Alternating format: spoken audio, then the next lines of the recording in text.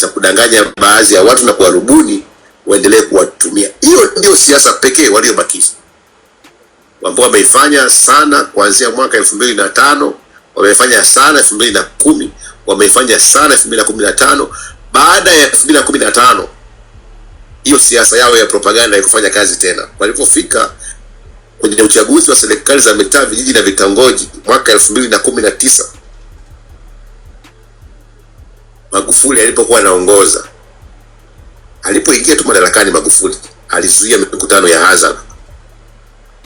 Mikutano ya hadhara ikawa haipo kabisa kwa miaka mitatu. Kama sasa hivi mnaona kuna tengembe zinaendelea, sisi chama cha Chadema kunazuiwa kufanya siasa, ilikuwa huko 2019. Wakabaki wenyewe wakasema vyama vya upinzani vinachelewesha maendeleo. Kabaki chama kimoja tu, chama cha CCM kinafanya siasa asubuhi, mchana mpaka jioni. Kwa kuwa wanaendesha siasa zao kwa njia ya propaganda, ilipofika uchaguzi wa serikali za mitaa, vijiji na vitongoji mwaka 2019, ni sawa, wananchi wakasema nyie mmesema vyama vya upinzani vinachelewesha maendeleo, mmepiga bani, hakuna mikutano ya hadhara. Sasa twende kwenye uchaguzi wa serikali za mitaa, vijiji na vitongoji mwaka 2019. Serikali ya Chama cha Mapinduzi ikaingua wagombea wote nchi nzima, ikaleta propaganda ya kwamba hawajui kusoma na kuandika. Hii propaganda ya CCM na serikali yake. Uchaguzi wa mwaka 2019 ukapita, tukaenda kwenye uchaguzi wa mwaka 2020. Mimi kwa lugha nyepesi naweza kusema uchafuzi, kwa sababu kwa uchaguzi 2020 yakafanyika yale mwaka 2019. Walikuwa na asisi kwenda kwenye uchaguzi, wagombea wa vyama vya upinzani wakaenguliwa, wakaleta propaganda ya kwamba hawajui kusoma na kuandika, wakaenguliwa. Propaganda nyingine wamekosea kujaza fomu 2020.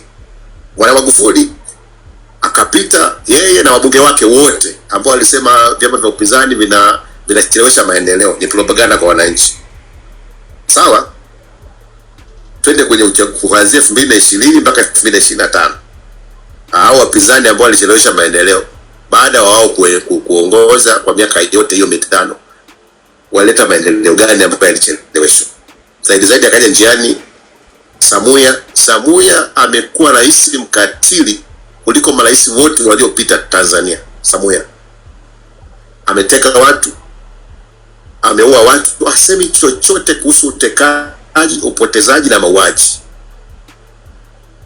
Hasemi chochote kuhusu hicho. Zaidi wakaja na propaganda za kimataifa, watasema wataanza kupiga picha, wanakuta yule anasafiri karibia nchi mbalimbali duniani, anapiga ameenda sijui kwa papa, ameomba maji ya kunywa, umepiga picha. Sio akaenda nchi gani kutana na balozi, atapiga picha. Sijui atakuja balozi wa nchi gani Tanzania, atapiga picha. Rais wa mchongo hakutana na balozi wa wapi kujadili masuala ya kiuchumi. Hizi ni propaganda za kisiasa. Hakuna chochote ambacho kinaendelea duniani, kwa sababu dunia nzima inajua Watanganyika wamekufa, na sasa hivi hakuna chochote ambacho kinaendelea. Watu wamekufa. Na kuna mtu azime maiki yake hapa juu, nani kuna mtu maiki kwa tunajisikia wakati mwingine. Wananchi wameuawa, dunia nzima inajua. Kwa hiyo sasa hivi wanaleta propaganda za kisiasa kwamba tuko wamoja, tunaelewana. Sasa hivi amekuja kuna mtu tena sio mchongo kutoka Umoja wa Mataifa, amekuja hapa kuchunguza matukio ambayo yametokea siku ya tarehe 29. Sasa waliokufa siku ya tarehe 29 Oktoba walikufa vijana. Kwa nini tuletee propaganda za kukutana na makundi mbalimbali? Kwa nini ukutane na vijana? Vijana wamekufa, wamepigwa risasi. Vijana ndio wana changamoto. Ni vijana gani ambao wameitwa kwenda kuonyesha kusema changamoto zao ambao wamekutana nazo siku ya tarehe 29 Oktoba mwaka jana? Ni vijana gani ambao wamefikiwa? Kwa hiyo kila kitu ambacho kinatokea lazima tuseme na kwa wakati wake. Sasa hivi kuna mtu amekuja kutoka mwakilishi wa Umoja wa Mataifa, amekuja Tanzania kwa ajili ya kufuatilia mambo yaliyotokea Oktoba 29 mwaka jana. Vijana lazima wamshauti. Ni kwa nini vijana hawaitwi wakati ndio waanga? Vijana ndio waliokufa wengi ni vijana. Kwa nini unaita wazee? Unakutana na vyama vya siasa, sio makundi mbalimbali. Kwa nini ukutane na tume ya mchongo? Kwa nini vijana hawaitwi kwenda kutoa maoni yao, ukawasikiliza maoni yao? Kwa hiyo lazima haya mambo tunayapiga kwa wakati. Mkiandika barua zenu, mkizungumza maneno yenu, lazima hayo myazungumze kwa wakati. Kila tukio ambalo linatokea lazima mlifuatilie kwa undani wake kabisa, kwa sababu hatupaswi kunyamaza, hatupaswi kuona kilichotokea tarehe 29 ni kitu cha kawaida. Kila mjadala wetu kabla hatujaanza, tukiomba tuwaombee ndugu waliokufa, wakati tunaendelea tuendelee kuwakumbuka, kwa sababu tukienda msikitini au kanisani, ni kwa nini tunamrejea kila Jumapili kanisani? Ni kwa nini tunamtaja Daudi? Ni kwa nini tunamtaja Paulo? Ni kwa nini tunamtaja Yesu Kristo? Tunawakumbuka hawa ni kwa sababu hawa walipigania dini. Tunarejea kwao, yale ndio mafundisho yetu. Sisi mafundisho yetu kwenye nchi yetu ya Tanganyika, kilichotokea tarehe 29, hatutaki tena mauaji kama yale yatokee. Lazima tuzungumzie utekaji kila siku, hatutaki tena utekaji mwingine utokee. Tunarejea maneno mabaya ili asijitokee tena, yaishe, ili kila mtu ajue umuhimu wa kuwa na nchi ya Tanganyika ambayo inaheshimu misingi ya Kitanganyika. Hiyo la kwanza. La pili, la tatu, mshikamano wetu. Tutakuwa tuna mada nzuri kila siku, mtakuwa mna mada nzuri sana kila siku ya Mungu. Tunajitofautisha vipi sisi na muuaji Samia? Samia hawezi kuvumilia watu wakimkosoa, hawezi kuvumilia. Amemfunga Tundu Lissu gerezani, ameua ndugu zetu, anateka ndugu zetu wanaomkosoa. Kwa sababu gani? Hawezi kuvumilia watu wakizungumza kwa maneno kumkosoa. Tunajitofautisha vipi sisi tunaotaka Tanganyika mpya na Tanganyika ya sasa? Tunajitokanisha vipi? Leo unakuja hapa unakuta kila siku ya Mungu mnataka mruhusu migawanyiko. Nitakuwa sijawatendea haki nisipozungumza hili. Nimwambia wenzenu kule Bigo Life, hizi harakati zimeua watu, hizi harakati zimeteka watu. Kuna watu ni wajane wa ndugu zao wametekwa, wamebakwa, wamepotezwa. Kuna watoto wameachwa, wanakuja hapa kuja kutusikiliza sisi ili tuwafariji. Baba zao na mama zao wamepigania hiki, wakija kwetu wanataka waone faraja yetu. Wakija huku wanakutana, huku wako akina One Love, huku wako akina Mwangaza, huku sio kwa akina Boke. Hatuwezi tukawafariji ndugu zetu. Hizi harakati zimeua vijana zaidi ya 10,000. Kwa hiyo tunapokuwa kwenye harakati lazima tuonyeshe tofauti wetu sisi na wanaoongoza. Inamaanisha kwa hali hii sisi tungekuwa tunaongoza nchi tungeteka na kupoteza watu kwa sababu ya nini? Ya chuki za watu wachache. Kwa hiyo kama kuna mtu yeyote yupo kwenye hizi harakati hana moyo wa kuunganisha watu, bora akakaa pembeni. Acha mtu mwenye moyo wa kuunganisha. Tunahitaji tuwe wamoja. Kama una hasira, mtu yeyote kama ana hasira, asilete hasira kwenye harakati, asitugawe kwa sasa. Hizi harakati zimebeba maumivu ya watu wengi mno. Tunapaswa kuwa wamoja. Hatupaswi kuonyesha moyo wa chuki. Nifuata watu kadhaa wana chuki, sisi na nini. Nikamwambia sikilizeni, kama hamwezi kuongoza harakati mkalegeza vifua vyenu, acheni, msitugawe. Hatuhitaji mtu wa kuturudisha tulikotoka. Uoga tulishauzika tarehe 29 Oktoba. Uteja hadi asipatikane mtu wa kuturudisha tulikotoka. Tunapaswa mtu wa kutuunganisha tusonge mbele. Tunapiga nondo kuikomboa nchi yetu ya Tanzania. Tunakuja na mada nzito. Tunawazungumzia ndugu zetu wa Masai. Ndugu zetu wa Masai, kulikuwa kuna ajenda yenu ya Masai wa Ngorongoro. Wa Masai wamehamishwa kutoka kwenye listi yao wamepelekwa Msombela. Sisi vijana, mimi nilikuwa katibu mwenezi wa vijana wa Chadema wa Bavicha, kwa wale ambao mlikuwa hamjui. Tulikuwa ni watu wa kwanza, ukiwafuatia wanaharakati wa kwanza wa Ngorongoro watakwambia vijana wa Chadema wakina Mwaipae na kina Pambana. Tulikuwa watu wa kwanza kuibeba ajenda ya Masai wa Ngorongoro inapoanza, tukaipeleka kwenye vyombo vya habari, wakatukalika kwenye mikutano yetu, wakaja wakazungumza, ikawa ni ajenda ya kitaifa. Mimi nimetekwa na serikali ya Chama cha Mapinduzi siku 7, siku Chama cha Mapinduzi. Dodoma nikarudishwa Morogoro, nikapelekwa Dar es Salaam, nilifichwa kwenye vituo zaidi ya 6 kwa sababu ya kupigania haki ya Ngorongoro. Nenda kwenye mitandao ya kijamii. Hizi harakati zimetuumiza. Tumesimamisha ajenda za watu zimejulikana kitaifa, zimeumiza baadhi ya watu. Tunaheshimu haya mapambano, hatujaweza tuunganisha. mtu yoyote akipanda kwenye mjadala wowote, tutakuwa tunaunganishwa na ajenda zetu za kitaifa. Sio nani napaka wanja vizuri, sijui nani na sauti nzuri, sijui nani ni mkali, nani ni mfupi. Hiyo sio ajenda yetu. Ajenda yetu ni kuikomboa Tanganyika. Kwa hiyo tunavyoleta mijadala mizuri kwa ajili ya taifa letu la Tanganyika, lazima tuwe wamoja. Haiwezekani siku moja mkafanya mijadala miwili, mkamwalika Mwaipaya, nikaja hapa nikazungumza mpaka mwisho. Hicho kitu hakijawahi kutokea tangu tumeanza hiyo mijadala.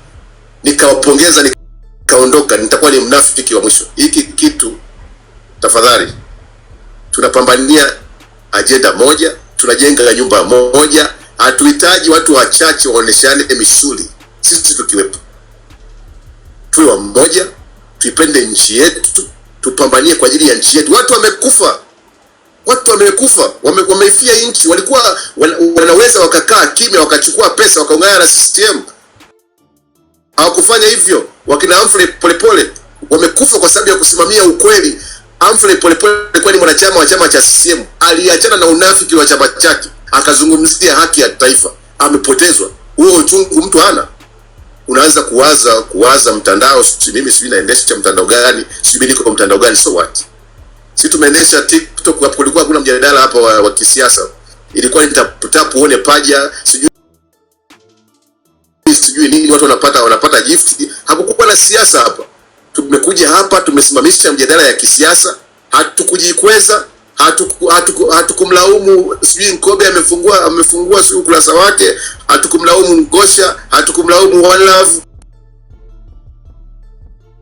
Mnafanya kazi nzuri. Hatupaswi kugawanyika, lazima tuwe kitu kimoja, mjadala wote wa haki. Kila mtu awe ana uhuru wa kwenda kwenye mjadala wote wa haki, aende akachangie, tuisaidie nchi yetu ya Tanganyika.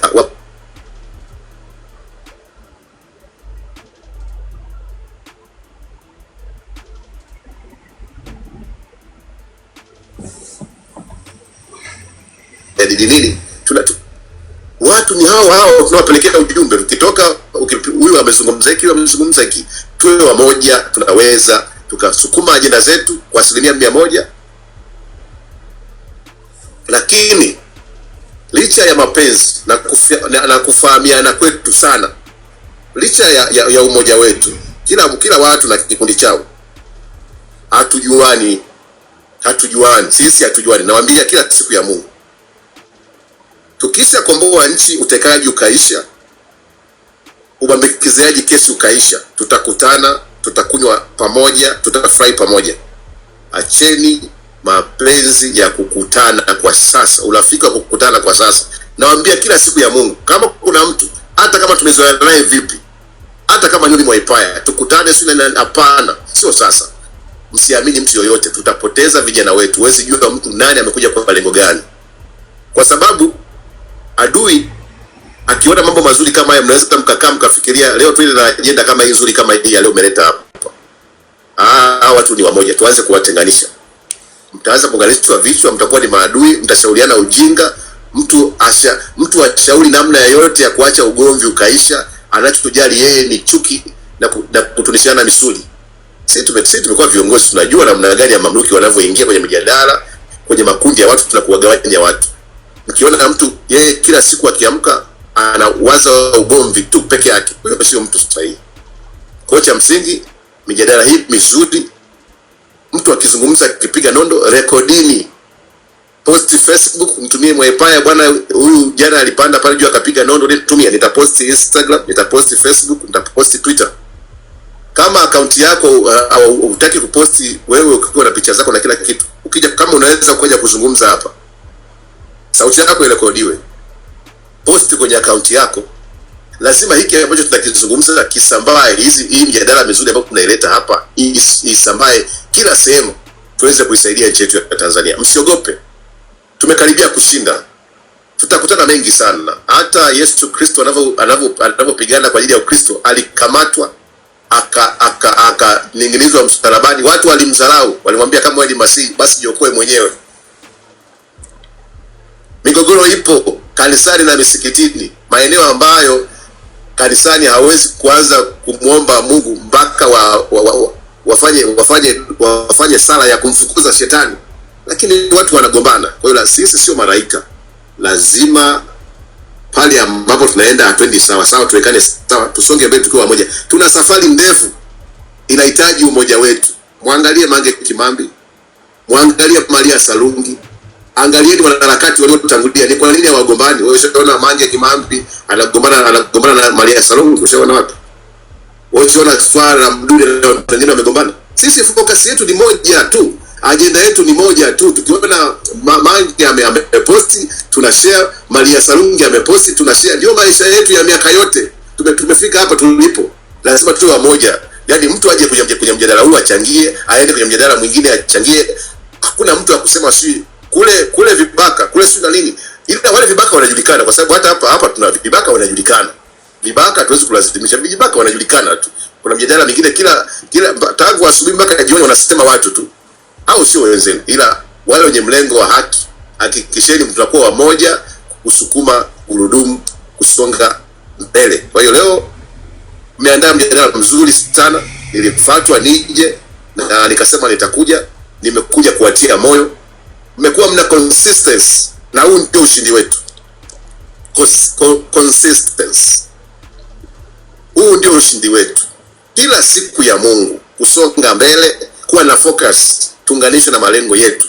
Mungu awabariki sana kila mtu ambaye anawaza. Dada Mwangaza, kama unanisikiliza popote ulipo, watu wengine wote wa TikTok kama mnasikiliza, kaka Nuluvazi, kaka Sama, mnafanya kazi nzuri sana. Tafadhali tuunganisheni watu wawe wamoja. Tusipende kuona jambo lote limetokea, tutafutane. Kama kuna changamoto imetokea, kila mmoja ana hasira, lakini tafadhali ikifika wakati wa kuungana pamoja, CCM hayapaswi kufurahi. CCM hayapaswi kufurahi. Yaani CCM yakiona sisi tumegombana kidogo, yanaenda kunywa, kwa sababu anajua sasa tutapumzika, wataacha kutusema, wataacha kutusema kwa muda. CCM hayapaswi kupumzika, ndugu zangu. Tutayapiga spana asubuhi, mchana, jioni, na kila mtu ambaye anaweza kufanya kitu chake afanye. Kama unaweza kwenda kwa mganga kumtoa busha mtu wa CCM, nenda busha, toa busha. Kila mtu afanye anachoweza kukifanya, ili mradi tuikomboe nchi yetu ya Tanganyika. Kila mtu afanye anachoweza kufanya. Kama wewe ni mtu wa maombi, omba asubuhi mpaka jioni, muombe Mungu. Kama wewe ni mtu unaweza kufanya chochote, fanya. Tunachotaka tupate katiba mpya, tupate mabadiliko katika taifa. Ila kama wewe umekuja kwa ajili ya kutugombanisha, achana na hiyo habari mzee. Sisi tuko serious sana kwa ajili ya nchi yetu ya Tanganyika. Tumepoteza ndugu zetu, tunaitaka tuione Tanganyika ile ambayo tunaitaka. Watu wameshakufa, damu tunazo za ndugu zetu ambazo walitoka kudai haki. Kama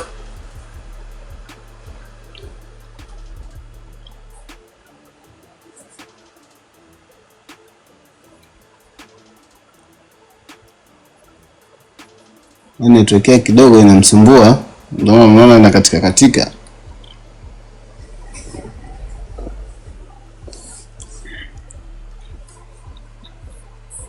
Kwa hiyo amemaliza au bado tumsubiri kidogo network yake ikae vizuri?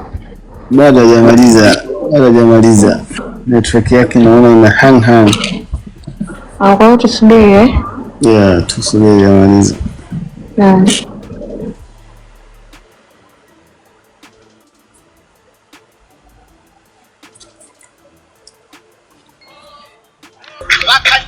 Network imemshusha. Jaribu kuomba tena Brother Mwaipaya, tuone kama hapo itakuwa imekaa sawa tena.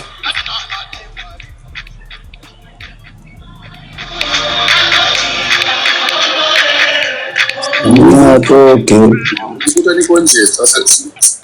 Nimekatikia wapi? Naona jamani, naweza kuendelea Brother Mwaipaya. Ulipoishia nimeishia pale kwamba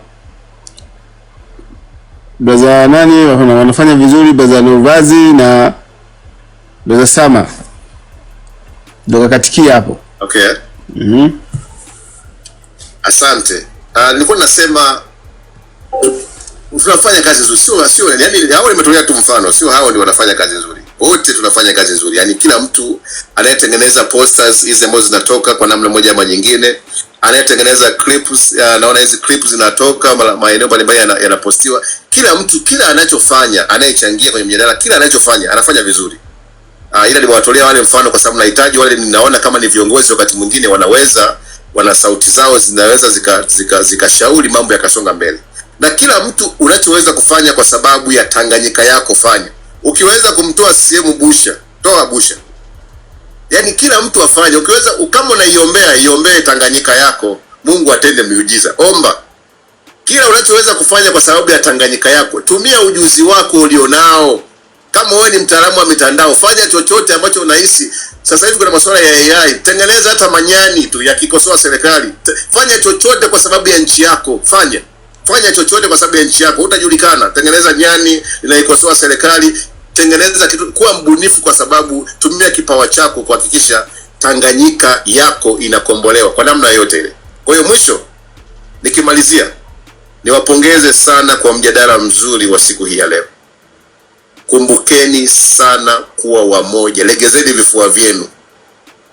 Tunagombana kwenye mahusiano yetu, tunagombana kanisani hatuanzi ibada bila kumkemea shetani. Watu wanagombana msikitini na makanisani. Tafadhali tusiwe tuna makundi 5 6 hapa TikTok peke yake. Tafadhali sana, tuunganisheni watu, tusijikweze. Sisi tulikuwa tunaongoza mijadala huko nyuma, hatukujikweza. Tuliongoza mijadala vizuri, kila mmoja alikuja akachangia na mafanikio yakaonekana. Sio mtu unaongoza mtandao fulani ujikweze, upandishe mabega, mtu fulani akikosea kidogo umtusi na kumtukana kuona kama hana shida yoyote, au niwe mimi niambiwe ukweli, Mwaipaya umezingua 1 2 3. Hatuna kiranja mkuu kwenye haya mapambano. Kiranja mkuu ni mafanikio ya kuiona Tanganyika iliyokuwa na upendo na umoja. Haya CCM haya ni mauaji, hayawezi kujibu hoja ya mtu yoyote. Wewe fikiria hiki ambacho unakifanya hapa kinaweza kikakuua. Yaani wewe kuchangia hapa, ukipatwa na CCM wanakuteka, wanakuua. Kwa nini usiwe na wivu nacho? Yaani mimi nitumie nguvu kubwa hii kila siku nije hapa, najua kabisa haya CCM yakinipata yananiua. Ni kwa nini nikione mambo yaendi sawa, kwa nini nikae kimya? Tafadhali. Nimewaambia na wenzenu kule Bigo Live, niwaambia tafadhali sana, hatuhitaji kiranja mkuu kwenye haya mapambano. Kama mtu anaenda na kisilani, ana hasira kali sana, achane na harakati. Tunahitaji mtu kwenye harakati aunganishe watu. Na sasa hivi ndugu zangu wanawake, Mungu awabariki sana, mmekuwa mstari wa mbele kweli kweli. Jitofautisheni na muuaji Samia, unganisheni watu. Sio kija huku mkute Boke, uende huku mkute Walavu, umkute huku si mkute Mwangaza. Nyie wanawake, onesheni utofauti mkubwa sana. Mmefanya kazi nzuri sana, mmefanya kazi njema sana ya kitume sana. Tumia ulezi wako kama mama, unganisha familia hii ya wanaharakati kwa upendo wa mama. Tuwe wamoja, tusonge mbele, tuikomboe Tanganyika yetu. Historia itawakumbuka. Kweni watu wa kushauri, kama ambavyo hamtupi watoto wakorofi. Kweni wamoja wakati wote. Tambueni kila mtu na tabia yake, tuishi naye kwa ajili ya ukombozi wa Tanganyika ambayo tunaitafuta.